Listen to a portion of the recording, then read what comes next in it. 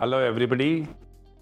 This is probably an historic occasion for me to be able to talk to these two giants in the area of chemical sciences, both produced by India, both fellows of the Royal Society, and a combination of a teacher and a student. Very rarely you come across such a phenomena where I get an opportunity to talk to these two people. And not only that, one has been my teacher, and second has been my examiner for my PhD. So essentially, I'm a very fortunate position, and it's an opportunity for me to interview them. And this is not going to be a conventional interview or question-answer session. It is going to be a moderated gupshup, as you would like to call it. I'm just going to prompt them to talk about their journey so that it can be an inspirational story for everybody who listens to it and can take something good. And of course, the occasion today is to celebrate Professor M.M. Sharma's completion of 89th year and entering into 90th year. So first of all, Professor Sharma, on behalf of all of us, wish you a very happy birthday, and may you live long and continue to guide us all for years to come. All right, so the basic question is, as I said in the introduction, both of you have earned your FRS.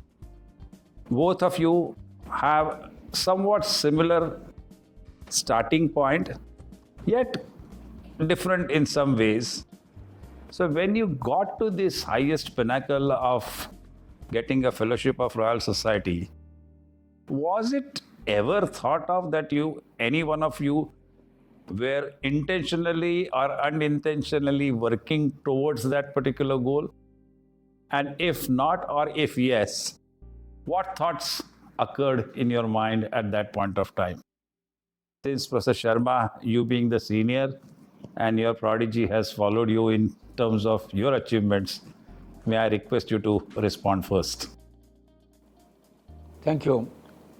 I never dreamt, honestly, that I'll become Fellow of Royal Society, because somebody had told me that the climb of an engineer is very steep and the fall is precipitous. I felt embarrassed when one of my contemporaries from Cambridge, in one meeting in Bombay, said that I may well become Fellow of Royal Society.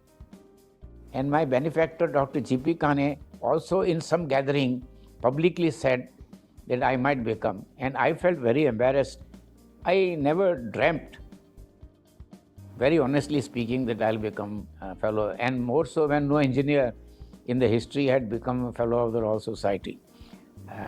But circumstances worked in my favor, God's blessing. It turns out that I'm also the first chemical engineer from Cambridge Chemical Engineering Department also to become Fellow of Royal Society. Along with me, one more. But before that, no PhD from Cambridge had become Fellow of Royal Society, to the best of my knowledge. So it has been very satisfying, and the scene was very interesting. In those days, 1990 I'm talking, I get a telegram at 5 o'clock saying that congratulations, you are elected as Fellow of Royal Society. I was wondering what is happening. So first thing I phoned my wife. Not that she knew the full implication of becoming Fellow of Royal Society. And immediately I phoned Dr. Kane, and before I realized, he had already talked to few people that, see, Sharma has become Fellow of Royal Society, because it was his wish that I become Fellow of Royal Society. And I think his blessings and in wishes materialized. So that is the real story, honest story, that I never aimed for it. In fact, I never aimed for any award. And they come even now. Not that some of them I didn't know the existence of those awards. And I got these awards, and day before yesterday, he communicated to me another award. Let him do that. I don't reveal it yet. So may I put the Well, I same think question to Dr. before I Mashelkar? respond to your FRS question, I would say that in my long journey, 83, I'm going to 84 now. This is one of the most significant, most satisfying, most rewarding afternoon of my life. I'm sitting next to my Guruji, and that too on his birthday, and that too when he's entering the 90th year of his fantastic journey. So I want to begin by touching his feet, seeking his blessings before we start talking. Now, let me explain the significance of FRS first. Okay? Engineers don't get Nobel Prizes. All right? The highest that they can get is to become an FRS. And in engineering science, in 365 years, there has been only 4 engineering scientists, out of which 3 are living today, out of which 2 are here, out of which 2 of them are from our alma mater, ICT, and both of us are chemical engineers. So that is something very unique. I remember I was very curious to know as to what makes you qualified even to become an FRS. So one of the FRSs was visiting NCL. I asked him, how do you choose FRS finally? So he says, very simple. It's not at all difficult. What we do is that if this fellow was not born at all, that means his 360 papers or 470 papers were deleted. Would it have made any difference to science? Would it have turned left or right? Or in other words, the idea is not to put buckets of water in sea of knowledge, but to create waves. Have they created waves because of which science has become different? All right. So with such tough criteria to become FRS is a dream. I entirely agree with what Guruji has said, that one never dreamt of it. I mean, when one is learning Newton's laws of motion, to imagine that you will sign in the same book that Newton has signed, and that too just 4 engineering scientists in 365 years, and you will be one of them, is like a dream, I would say. Thank you. I think that was the second question which I was going to put to you anyway, but you did explain very nicely what is the criteria. And both of you did not really work towards FRS, but yet you got it. And the way you had worked, which was recognized for FRS quality, also came through extremely difficult situations in terms of the quality of research, the available funding, the circumstances, so on and so forth. And this is not only limited to the research. I mean, Dr. Mashelkar, you have really struggled during your school days or schooling days and undergraduate days. Professor Sharma was marginally fortunate in terms of funding, so on and so forth. But still, for engineering education, he had to have a lot of assistance coming from various benefactors. So how do you maintain that drive? How did you both maintain that particular drive and still get there, get to the goal, whatever that goal was? I'm sure that goal was not clear to you at all at that point of time, but you wanted to do something. So how did you motivate or kept yourself motivated? Guruji, sir. It was a huge challenge for me because Cam Engine UDCT was in a highly demoralized condition. There was no professor since late 1954. And here I was a young chap, 2 of my own teachers in the department. Big risk for me. If I fail, it will be stigma for rest of the life. There was no money, only 17,000 rupees a year to run the undergraduate lab for all the students of UDCT, because all students of chemical technology also went to the Cam Eng lab, and no PhD had come out. We took the challenge, and my collaborators, very smart, hard-working people. I want to pay tribute to them, and Ramesh Mashelkar is one of them. But my very first student was Ashok, who then controlled $1 billion business in America. For 1 year, we were struggling because we had no money. We had to do simple. In fact, item like butyl formate we had to make ourselves because we couldn't buy. He had persistence, and I was still a bachelor. Used to come on Sundays also. And Sunday afternoon, we had this breakthrough which put us on the international map of measuring interfacial area and liquid-liquid systems by chemical method.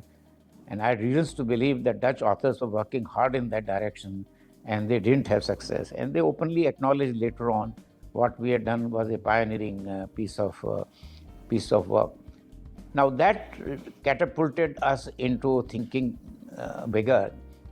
And the next significant event came when I had a very clever student, P. Ramachandran, who was a polio victim, and he couldn't do experimental work properly.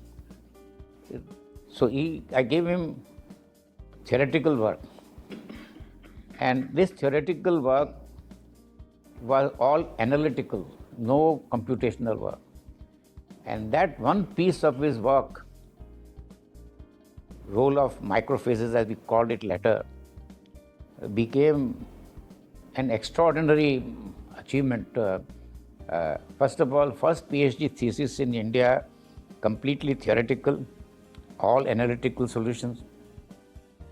And piece of work, after that interfacial area measurement became a hallmark, so much so that Professor T.K. Sherwood, one of the father figures in chemical engineering, wanted to look at problem of the kind we had looked. And he said that problem has already been solved by Ramachandran and Sharma. We felt very happy that we got an acknowledgement of that kind. It was very, very difficult because you had to work with no financial support. But once we had a couple of PhD theses coming out, the scene changed dramatically. Mind you, there was not a single doctoral fellowship earmarked for chemical engineering. There were 13 doctoral scholarships in UDCT. I want the younger generation people to know this. But Professor G.M. Namur was very supportive, and we were able to start with 2, then 13 with my request and approaching UGC, 13 were raised to 19. So we could get 3, 4, 5 if others were not getting PhD, where they were diverted to chemical engineering. That's how our number of PhDs increased. And there was a joke in UDCT that there is no scope for PhD in chemical engineering, and they need only air and water. Later on, highly organic chemistry oriented people used to come to us to get organic chemicals. It was a very, very amusing situation. Then the most important thing I realized that unless chemical engineers with PhD go to industry, the doctoral program will not thrive. We were the only people in the whole country who went door to door to tell industry, when everything was on imported technology, please hire PhDs and feel the difference. They listened to us. 5 years thereafter, that is somewhere around early 70s, the demand became so much that we were not able to supply. And that pleased us immensely. There were many things that happened. And I was the sole professor, and when I superannuated in 97, there were 5 professorships, one with new endowment. The goal I had set for myself was I should have collaborators smarter than me, more successful than me, and that they would earn name much more than me. And aim was to develop successes of this kind, which unfortunately doesn't reside in Indian family culture. But I was determined to have collaborators smarter than me, who would go places, and it is there for you to see how many of my collaborators are shining today and have occupied. And one of the most outstanding person is the one whom you are interviewing today, who became Director General of CSIR. And I don't know of any Director General of CSIR who had such a heavy and strong presence in Delhi than him. Thank you, Professor. Dr. Mashelkar. Yes, I think if I go back to the old days that one talked about, I remember joining chemical engineering in 62, and then Guruji taught us from 64, and then in 1966, I joined him for PhD, although I had fellowships from Canada and US, but I said I can't get a better guru than him. That itself was unconventional. But we struggled.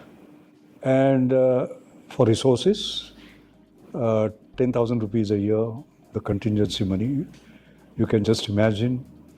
But Guruji always said, power of ideas is more important than the power of budget. So it was idea-based research, so as to say, you know. They say scarcity and aspiration is a deadly combination. You may have scarcity, but if you have high aspiration, you can create amazing sort of results. I think that is what he actually taught us. And that was helpful to me in later life. When I came back to India, joining National Chemical Laboratory, under very unusual circumstances, by the way, it is also very interesting. The way he was appointed, the way he was appointed. I was going to come to that. Yeah, we'll come to that a little later. Yeah. But when I came back, I was trained in rheology and non-Newtonian fluid mechanics. And I was brought in specifically to create a polymer science and engineering sort of discipline, because polymer chemistry existed, but the rest did not exist. That was my mandate. And my very first equipment that I needed for basic measurement was Weisenberg rheogoniometer. I still remember the model R18, okay? And I found that it would take me 2 years to get it. No foreign exchange, digitally clearance, not manufactured in India. So for 2 years, what do? I fold my hands and wait for it. So I always say that you keep on knocking on doors, they don't open, create your own door. So I said, I'm not getting that equipment. What equipment has God given me? This. And I changed my field. I went into mathematical modeling and simulation. All right. And I was a consultant for Indian Organic Chemicals. Sir has always talked about the importance of consultancy in terms of generation of new knowledge, problem, etc. That was evident. And we went into modeling and simulation because we found that they were producing polyethylene terephthalate, polyester, 6,000 tons per year. Reliance produces 6,000 tons per day, by the way. Those were very different days. But they were all black boxes. They did not know what was happening. So I took on the mathematical modeling and simulation, transesterification, East change, pre-polymerization, polycondensation. There were a series of 10 papers, which gave Rabindranath his PhD. And 77, I started the work. 82, I got the Bhatnagar Prize, basically, on that. Okay? So sum and substance was that don't get constrained by resources. And when you keep on knocking on doors, they don't open your own doors. And what helps you is ideas. The power of ideas you cannot just undermine. Very nice. I think that was the driver. Coming back, both of you had a lot of opportunities within India, outside India, when you had either just finished your career and were looking out to choose a career path. Any specific reason, Prof, that you decided to come back to India? Because you had offer from Shell, you had offer from universities from the USA, Australia, but still you insisted and decided to come back. I had always set goals that I want to be a teacher and build up people. So even in my final year of chemical engineering, when jobs were forthcoming before your degree, which was an unusual phenomenon in 1957-58, I didn't appear for a single interview, lest I get lured to take up a job because money was good. And master's scholarship was mere 150 rupees a month. I still opted, even though my family wanted money from me, I convinced them that let me study, I will be in a better condition. And the situation was really bad. We were only 2 faculty members, and I was required to teach the final year, varieties of subjects. So then I decided that I must do PhD. I was very lucky that not only I was able to publish, I used to work very hard, easily 11 hours a day. I published papers, and my contemporaries, British and non-British, used to say, "You're making our lives miserable." I said, "It's my own life. How you do is your job. I do my job." So not only I had these extraordinary publications, two in my own name, but that my idea had a commercial value. So first time in the history of Cambridge Chemical Engineering Department, the idea was patented, and I was required to make a presentation to Shell in Hague. That was the first air travel I took. And imagine me being confronted on a big table by all the big wigs of Shell. Well, when the interrogation went on, I want to give you this background because there is some value in it. So I said, "I know you're all the wherewithal to demolish my idea, but I think my idea is worth something." He said, of course. And they said, "We'll buy out your idea." So they gave good money, which, is solely in my name. Everybody was flabbergasted. So Shell said, "You can have a job in UK, in Holland, and NOCIL is coming up in India. 3-4 years later, you can go there. Obviously, you will have a very high position, very good money." I said, "Look, I made up my mind to go back, teach and research. Notwithstanding not having much money, I was satisfied to be a reader in chemical engineering." 2 weeks before I was to leave UK, I was told that I must apply for professorship. I said, "No, I don't want to do that." You know how Britishers are. So Peter Danquist told me, "Sharma, if I were you, I'll put in my application, and when you reach India, if you find it is a bit hot, withdraw." That appealed to me.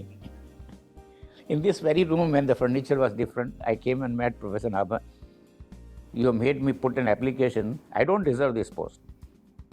Imagine, I'm being considered and I'm saying myself that I don't deserve the post. Give me readership with 5 increments because I need money.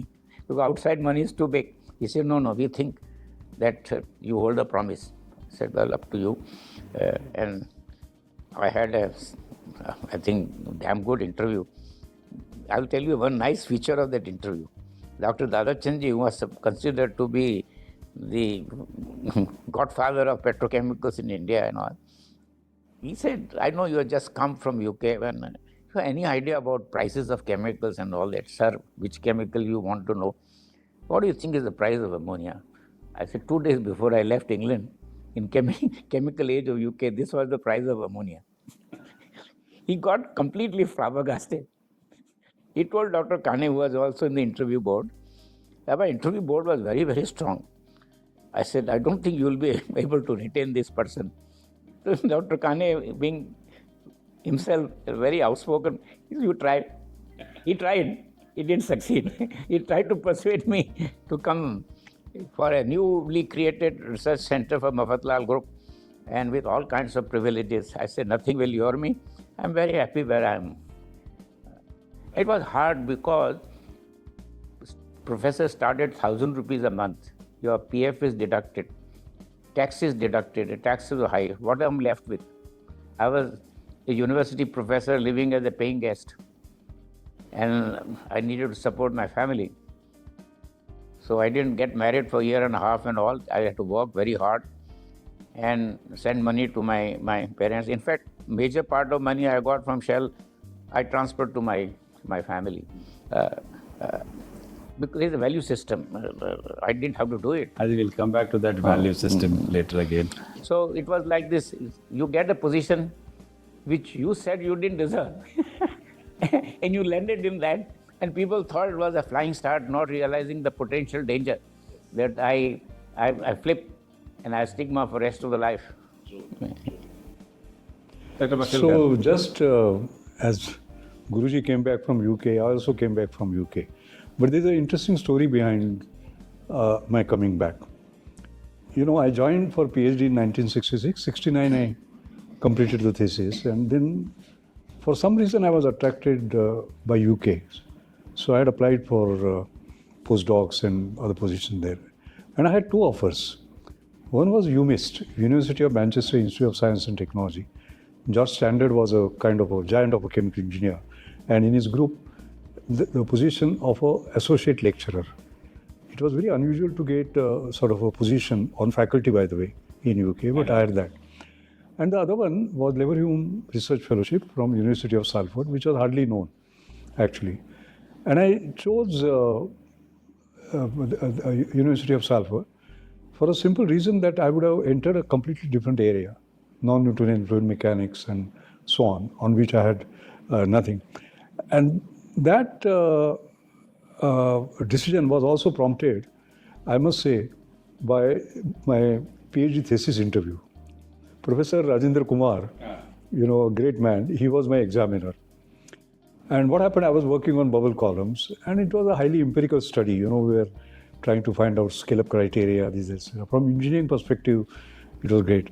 But I never looked at the fluid mechanical part of it. So he gave me a piece of paper, asked me to draw streamlines across the bubble and started talking about interfacial stress, etc. I had zero idea. I just couldn't answer any of his questions. And I thought I'm going to fail as a matter of fact. And sir is going to get very upset about my performance. At the end, having the sense of humor that he had, Professor Kumar said, I must say, the binding of your thesis is fantastic. The quality of that, he complimented the binding. But anyway, I passed. So that was a bit of a jolt for me. And one of the reasons I turned to fluid mechanics. I never knew that I would make a name for myself in non-Newtonian fluid mechanics and finally get an FRS. And it was a lot of self-learning, by the way. The best way of learning is teaching. So approximation techniques in mathematics I started teaching, and variational methods, perturbation techniques, vectors, tensors were new to me, and so on and so forth. It was all self-learning. I was doing very well. We established a powerful non-Newtonian fluid mechanics group, which was gaining reputation. Professor Yarda Ulbrecht was a reader, and so on. And then unexpectedly, I got a telex message from Dr. B.D. Tirak, who was then the director of NCL, saying that Dr. Naiduma, the then Director General, is coming to London. He will be in Savoy Hotel. Please go and meet him on such and such day at such and such time. He didn't say why. But you listen to your gurus. And he was my guru. I said, yes, I will go. And then apparently he was sent by Mrs. Gandhi, because she was tired by the fact that scientists would come, look for jobs, will not get them, will go back. It happened to Khurana, for example, and so on and so forth. So she had told him, go, find talent, get the best and offer them sort of job. I did not know that Guruji had suggested my name, that you should be looking at Mashelkar. I came to know about it a little later. So we had the talk, and by that time I had done some very good work. In fact, there was a paper in Nature where we had shown how drag reduction can occur under laminar conditions also, under turbulent conditions. I told him, explained to him all the work. He was very pleased and he made an offer. I had not thought of coming back at the age of 32 at that time, by the way. I was doing well. I had an offer from Imperial College, by the way. Anthony Pearson was very happy with the work that I had done. And there was something in the US also happening. And I think from here, not from here, I said, yes, I'm coming back. And in the evening, I would call Vaishali. And Vaishali had been always with me. If Sri Nation calls me. What is special about that offer is the following. Apparently, he was carrying a piece of paper with some details of mine as a briefing. He simply wrote in the corner, he is fantastic, grab him, and sent it to Dr. Tirak. That was my appointment letter. I have never interviewed. Answer is, like he was appointed at the age of 27, nobody looked at 10, 15 years of experience. I was appointed without interview. Can that happen today? Exactly. There is a complete trust deficit today. It can't happen, unfortunately. Interesting is mentioned that Professor R. Kumar was also my PhD examiner. So you were the second examiner, and he was also trying to ask me and extract one word, instability, from me. So till I got that particular word in terms of instability in the column, he would not stop questioning. Only when so I know exactly how you must have drilled you as well. Oh, yes. Thank you. And this is excellent.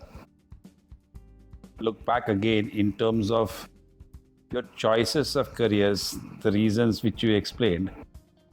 But you have never been what you can call it as, both of you, unipolar interests. Professor Sharma, look at his interest, not only chemical engineering, but chemistry and business associated with it. So always linking up uh, whatever his basic understanding and knowledge is with what is going to be able to sustain his work later on through generation of resources. Your case also, yes, you have an expertise or developed expertise in multiple. Rheology was one part of it, but you equally enjoyed the science administration part of it in terms of how the scientific knowledge and rigor, the data can be protected, can be harvested.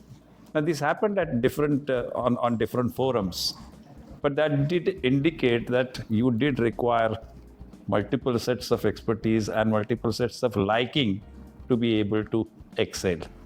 Any comments on that, Prof? See, you mentioned, it's like this.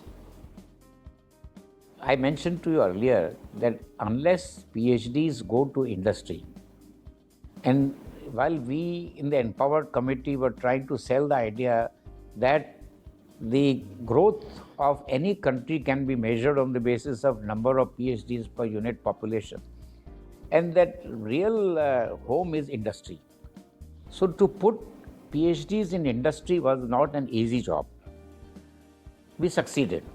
The other reason was that unless you buttress the income of faculty members, because the payment in industry was much more. So selling this idea to the newly recruited faculty members that he will deliver, so that we could assure a person that when you are joining UDCT chemical engineering, you will not be very badly off financially. So every one of them was promised 2 years of consultancy work from day one. And except for one person who did succeed, but later on by his own interest didn't carry. Some did exceptionally well, like JB became the highest paid consultant. We were also able to convince the university to raise the upper limit, and also kept a provision that on merits of the case, even that upper limit will be allowed to be crossed. So to delivering results to industry in applied sciences is very important. So I've often said in every meeting in ICT that the DNA of ICT, I have to say ICT, not UDC, is published in the best journals of the world, but delivered to industry. So we have series of examples, whether it was bubble column, whether it was gas-inducing impeller, whether it is ion exchange resin catalyzed, whether it is cavitation, whether it is separation. All these cases, several faculty members have delivered to industry, and that trend continues. One should measure success of any institution by not what happens at a particular time when a person is commanding, because culturally in India, we don't have habit of developing successors. I want you to break that. Develop successors better than yourself. It's very crucial, and one of the reasons why we are not so inventive as we are capable is two reasons. We don't develop successors, and we don't develop an appetite for failures. Unless you do this, so delivering to industry, but without sacrifice of lecturing, without sacrifice of research, is a tall order. It's a matter of great pride and pleasure that ICT has acquitted itself exceptionally well across all the disciplines. Thank you. I think you did make the academic career financially rewarding, so that the person who's entering into academic career with the hesitation of how he or she is going to support and contribute to the family was taken out of the equation and could concentrate on the others. In your case also, Dr. Mashelkar, in a similar situation, scientist's career with CSR rules and regulations were not very supportive in terms of developing and marketing these particular technologies. And you brought that particular change to make a scientist's position in CSR labs equally interesting, equally attractive, and equally, demanding as well as rewarding. Yes, when you say Council of Scientific and Industrial Research, industrial research is embedded in it. So there was nothing new in terms of our laboratories doing industry research. The problem was that and was taken very seriously. So they either did science which had no relevance to industry, or industrial research which was just reverse engineering, copying, import substitution. The major difference I brought was drop that and. All right? I said cutting edge science laid sort of industry. That's number one. Number two, the challenge that I had when I took over as director of National Chemical Laboratory was that the country, I'm talking about 1989, 2 years before liberalization and opening up, import substitution was the buzzword. So whatever was done there, you would copy it and copy it fast. And that is what was your competitive advantage, all right? And challenge was anytime we did anything which was ahead of the world, industry would ask us, oh, but has Europe done it, US done it, Japan done it, how can you do it? So on the very first day, there's a streak of gambler in me, you know. I stood on 1st June 1989, 9 o'clock I took over, 11 o'clock I addressed all the 1100 people in a 540-seater auditorium. You can just imagine the scene.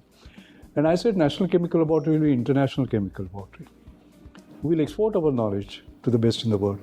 And for some reason I mentioned General Electric because I'm a polymer guy, so I was doing something and there's some breakthrough. I said even to General Electric. And I remember some young scientist coming to me and said, sir, do you realize that the R&D budget of GE is 2.5 times India's R&D budget? Then I recalled for him my Guruji's lesson. It is not the power of idea, but the power of budget, but power of idea matters. And I was doing this modeling and simulation, all right? And the last paper was on solid state polycondensation of PET. You know the bottles that you make? There is fiber grade and there is a bottle grade. So that was my last paper and we had a breakthrough in terms of our thinking.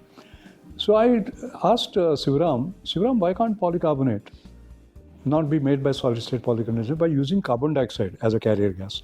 Because that is a plasticizing effect, so molecular mobility increases and you can do the solid state polycondensation at a lower temperature. You get the point? So he said, but this has not been done by GE. I said, that is all the reason why you should do it. And then my student, Kyarnath, and his student Iyer actually did that work and we had a breakthrough. Then by that time, I had changed the pattern, not for publish or perish, patent, publish and prosper. Because normally this paper would have been published in Macromolecules. I said, nothing doing. US patent. Okay, we got a US patent. General Electric R&D Center in Schenectady had invited me to speak, basically. And they saw for the first time somebody putting stake on their territory, where they had 40% market share, by the way, of polycarbonate. And they never thought of that. That is where our partnership came, all right? GE partnership came. DuPont came, Dow came. And then GE came with an R&D center in Bangalore, Jacques R&D Center. They had invited me on the opening day. And when Jacques was asked, why are you here? He said, because we get the highest intellectual capital per dollar here, which was the case. And then, as you know, India became sort of a global R&D center. But the beginning was basically here. But that required strength in patenting, basically. And that patenting culture we started. Initially, we started recognizing even filing, then only if it is accepted, and then only if it is sort of valorized. And the entire scenario changed, as a matter of fact, later on.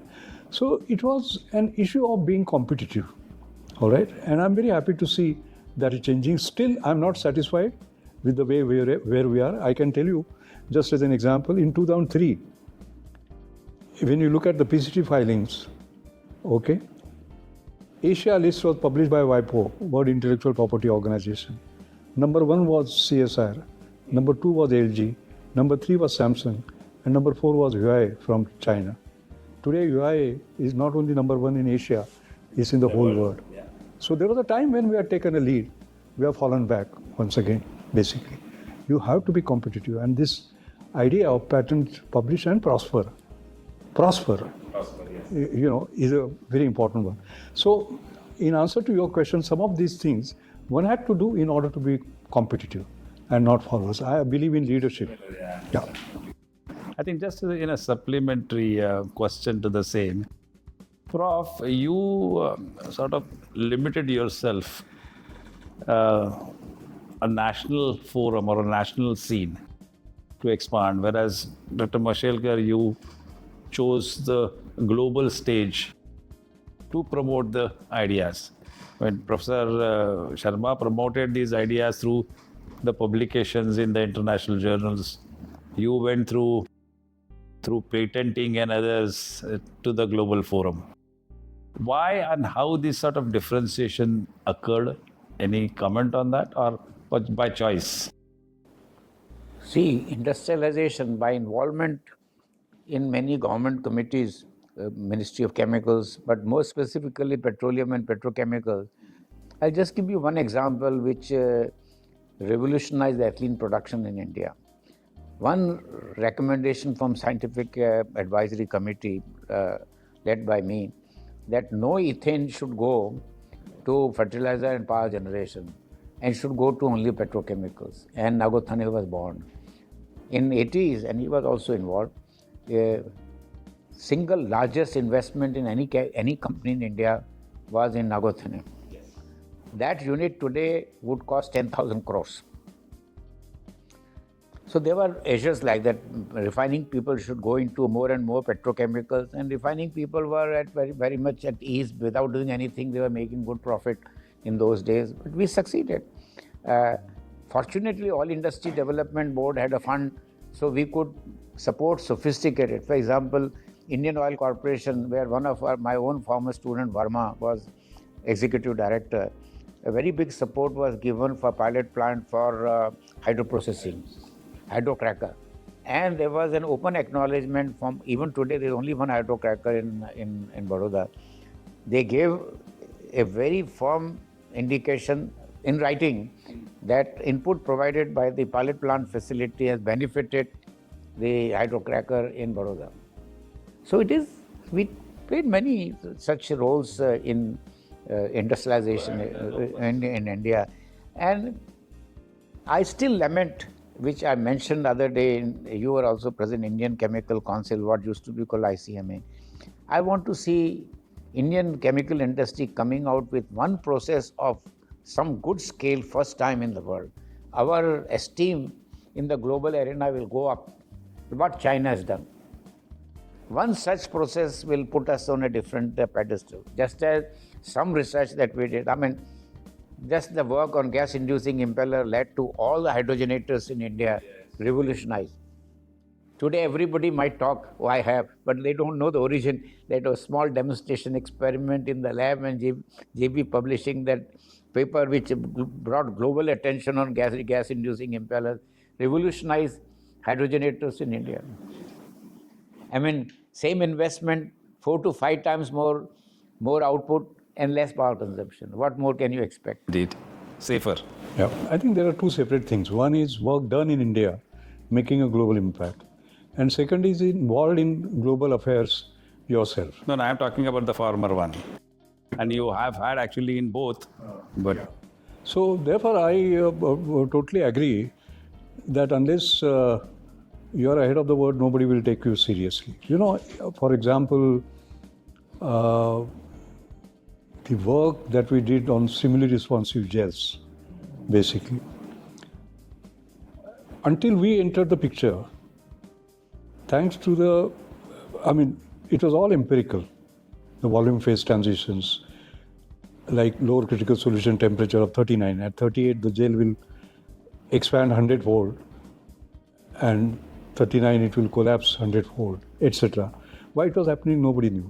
It was the genius of Ashish Lele with his lattice fluid hydrogen bonding models that gave a molecular basis. And there, of course, luck played certain roles. Some serendipitous breakthroughs came. And then we had a magic molecule called acrylyl 6-amino acrylic acid, 6-ACA. Actually, you will find it has made a difference all over the world. It has been used in stem cell therapies. It has been used in pore plugging, doing secondary oil recovery. It has been used by Bob Langer, none other than Bob Langer, to create sustained relay systems. It's incredible the kind of impact it has made. If you are ahead of the world, it will make an impact. As long as you are following, it will not make an impact. But that desire has to be there, being ahead of the world. That is where I created this new Millennium Indian Technology Leadership Initiative. Leadership. And that was also done under very interesting conditions. I remember getting a call from Yashwant Sinha, who was the finance minister, 18 February, I still remember, 18 February 2000. And he said, I'm going to make a budget presentation on 20th February. It was a leap year. So I want something which will excite scientists. So I asked him, how much time do I have, sir? He said, 30 minutes. Wait. So I called somebody and dictated New Millennium Indian Technology Leadership Initiative. Leadership was in capital letters. I said, industry is not taking risk in risky ideas. Like sir said, you must take risk. I said, let government take risk. In investing in areas where if you get a breakthrough, you will be a leader, like what he's saying. That was the basic idea.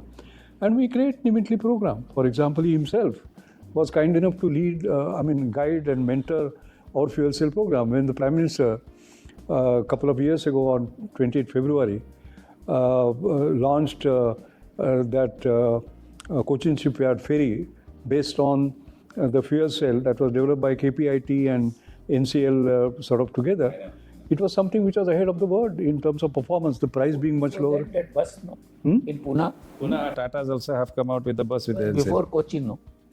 The bus in Pune. Bus in Pune was before Cochin, but I'm just saying because this one has now moved quite a bit because they want... So that is the Hydrogen Valley Innovation Cluster Program. They want the waterways to be green and so on and so forth.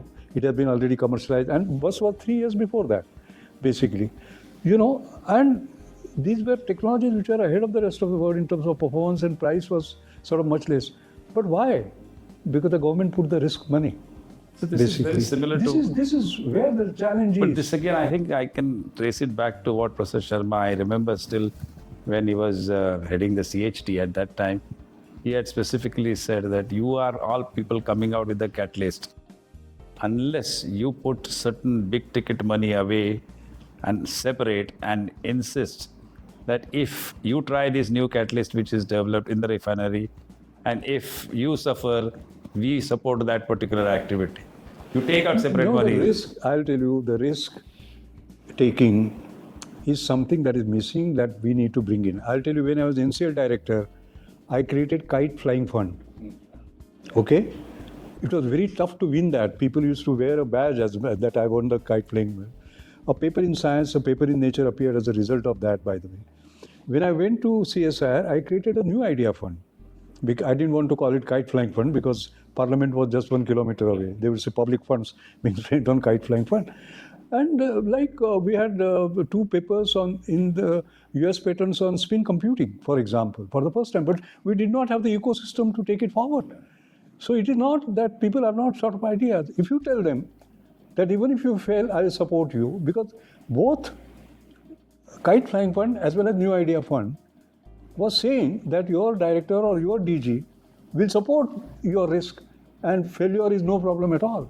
And in fact, when the Nimitli program came, New Millennium Indian Technology Leadership Initiative, the financial advisor refused to support it.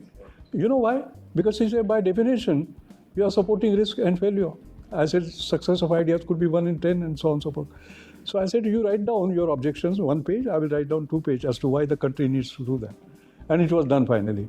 I think risk-taking is missing. This is exactly what it is. I think in spite of all these difficulties and hesitations and the questions which have been put forward in front of both of you in any of these new initiatives which you have taken, you have continued with it.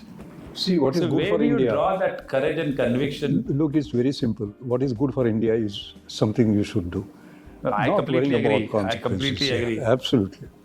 See, you have to do with missionary zeal. It's an appropriate word. We have to keep on convincing industry people, and once you get your faith in you, then things move. And one area where I found there was full support was valorizing waste, because that technology they couldn't get. I think one of the greatest things that can happen in India is denial of technology from overseas. Yes, and that is going to happen. Whether CDC, whether computer or anything, our atomic energy program, space program, Then they say, you produce this, no, don't worry about the cost. That's what makes the difference. Denial-driven innovation. In fact, I have a full paper on denial-driven innovation, by the way. And into that paper, actually, I'm glad you mentioned supercomputers.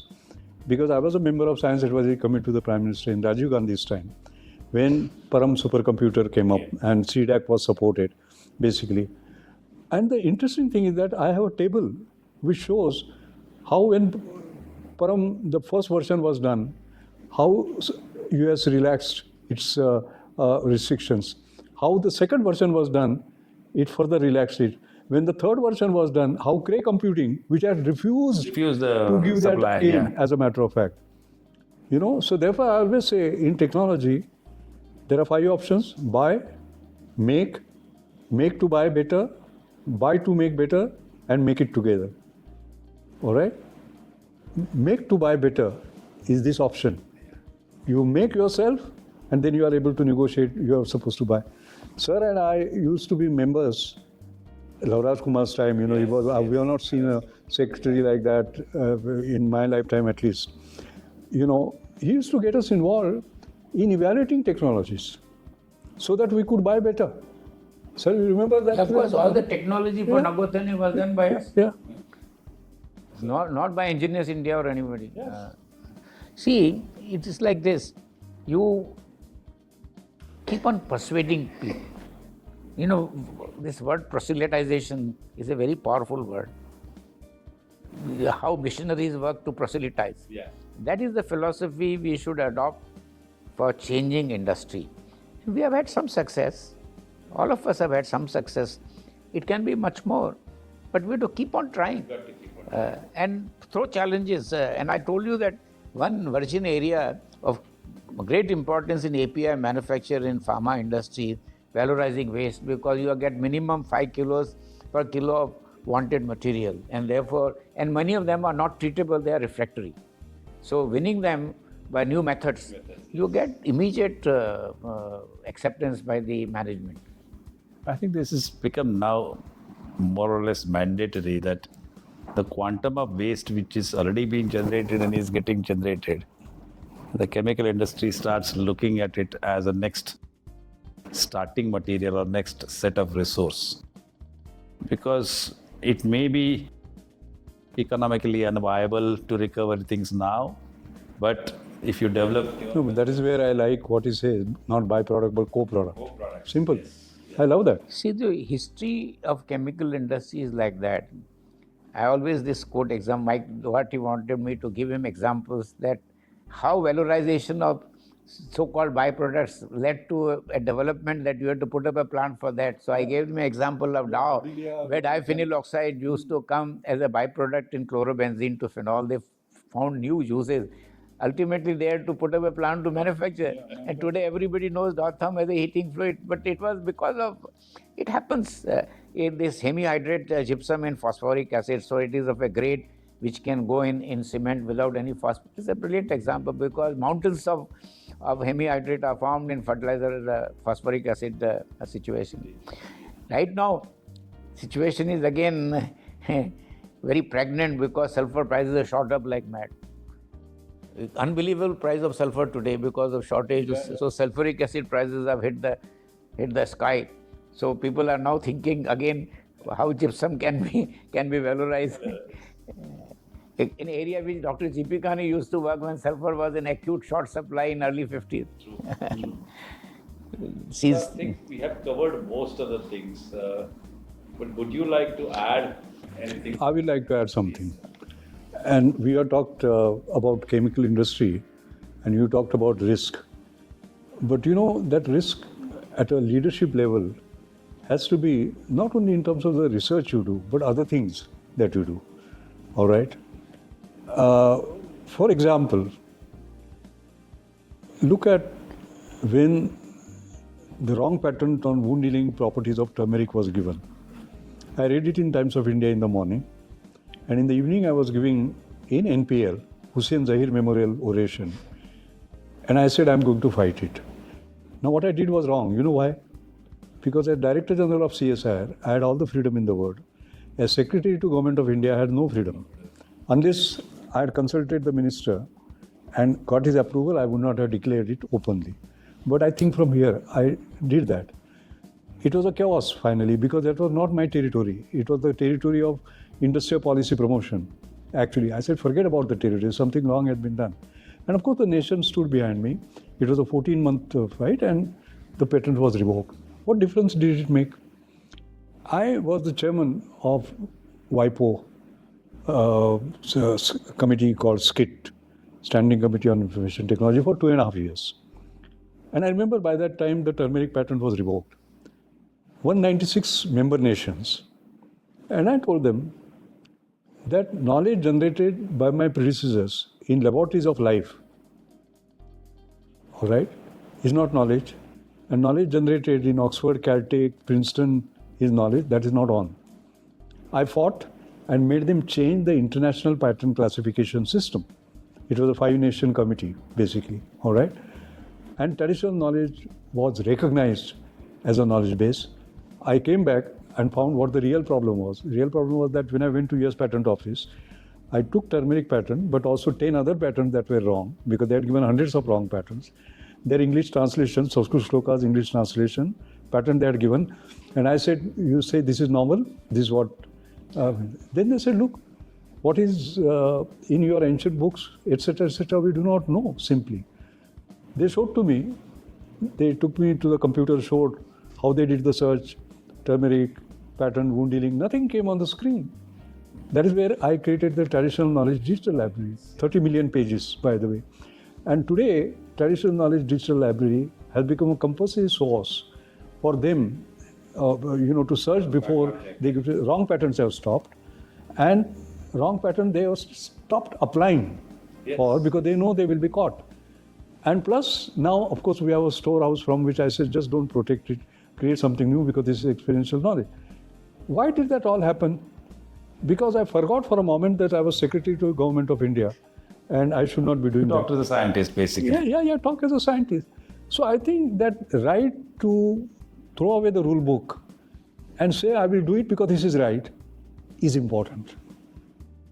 So this probably brings us on the last topic of both of you, in terms of the kind of ethics which you have followed in the entire life of yours, and every decision, every career. Professor Sharma as a teacher, a scientist, you as a scientist administrator, a science administrator. A role of ethics is extremely important. Would you like to comment in terms of what has been the role, and what you just talked about is also a part of an ethical decision which you took, because you thought that morally this is not right, it has to be corrected. Professor? You had invited me when you had one-day seminar on ethics in academic life. So I'd mentioned to you at that time, and I'm willing to repeat, ethics is something to be practiced and not to be preached.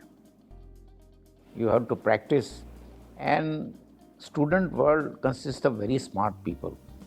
They will immediately sense. So I gave one example, that if a student asks you a question and you didn't know the answer and tried to belittle that student, is unethical. You should admit that you don't have the answer right now. In the next lecture, you will come prepared to answer that question. It happened with me both the ways. Some question that was asked, I didn't have the answer. I said, I'll look into it. But when I was an undergraduate student in thermodynamics, it happened with the one-time teacher, MK, who was a thermodynamics of great caliber, because PhD was in thermodynamics.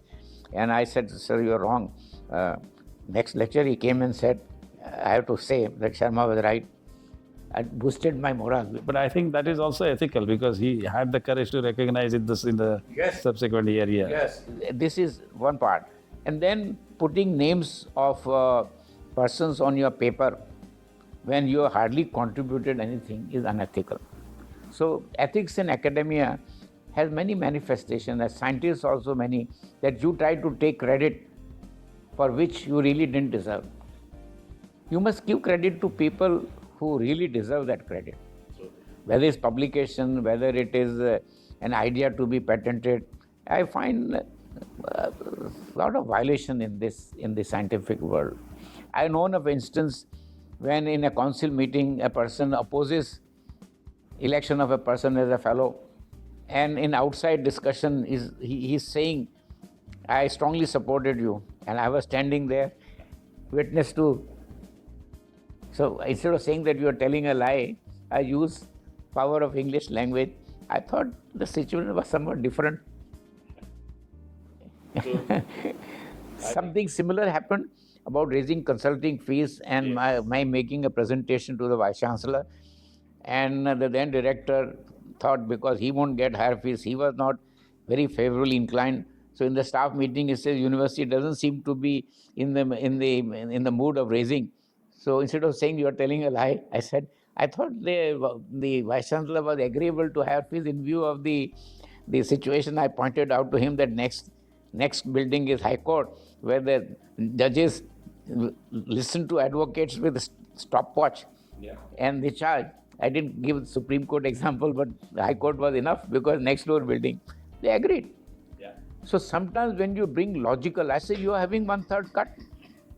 What's your problem? And out of the remaining 2/3, 40% is going in taxes. What is my take? Why are you making us dishonest? And that dishonesty can play a big role. I explained.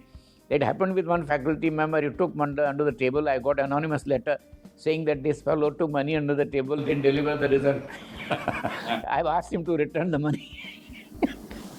So ultimately dishonesty gets. So honesty is a good policy. Because it is same.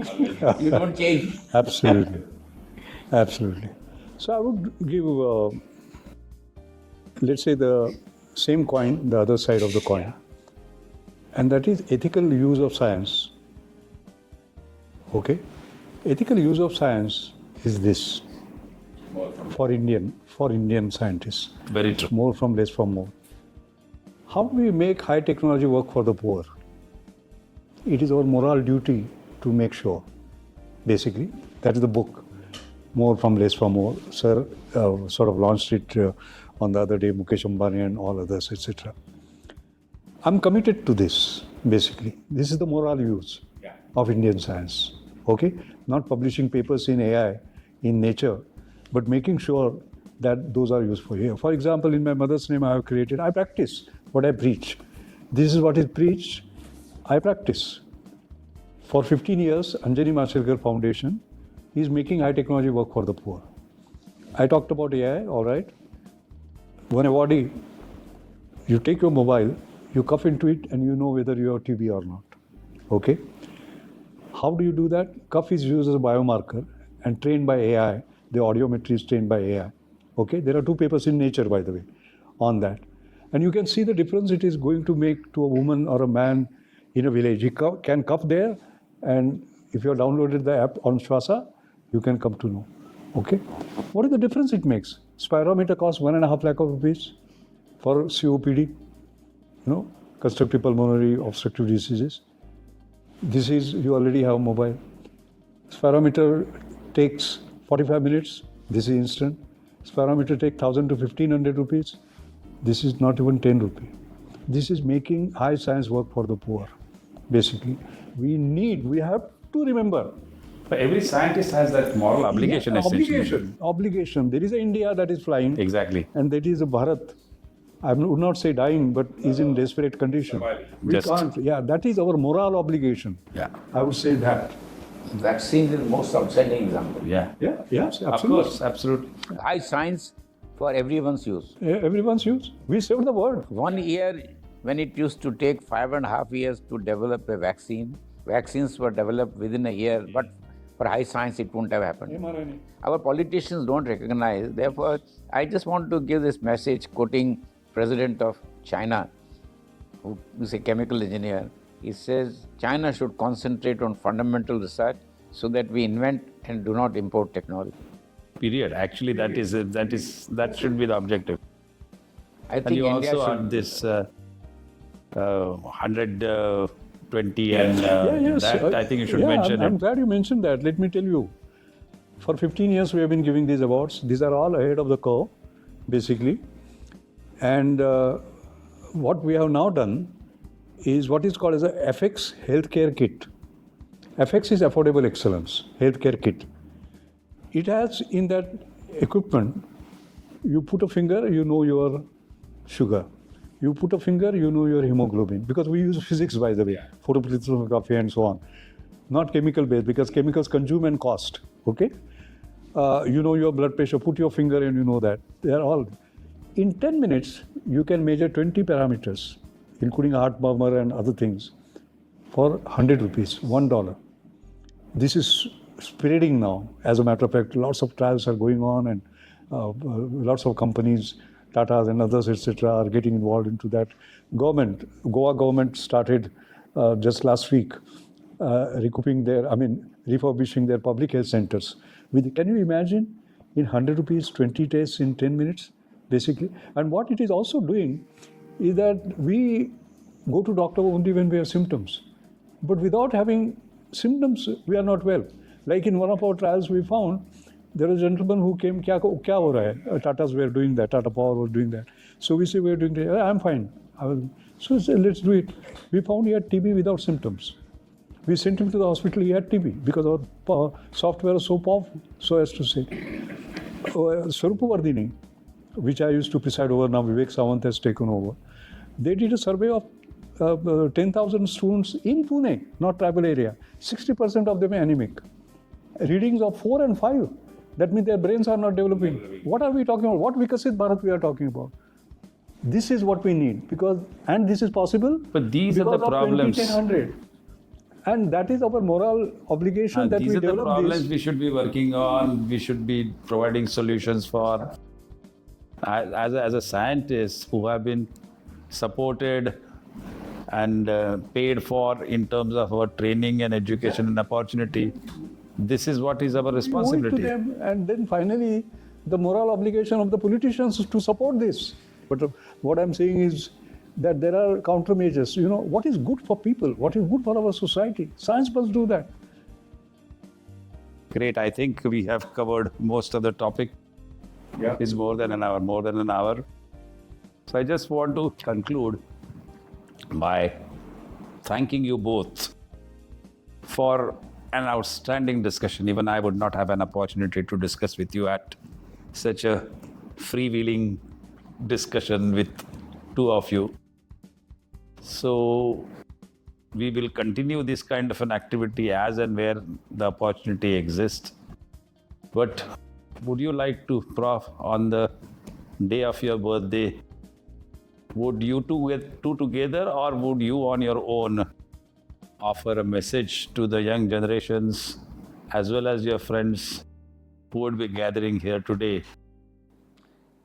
My message is Apna Har Jagannath, and that you should be known not only for your contributions, but what have you done to have successors better than you. That's my message. Perfect.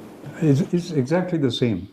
Actually, it is not how much you have gone up in life, how many others you have helped in going up in life. Simple. Thank you very much, all of you. Thank you. Right. Thanks a lot. Thank you.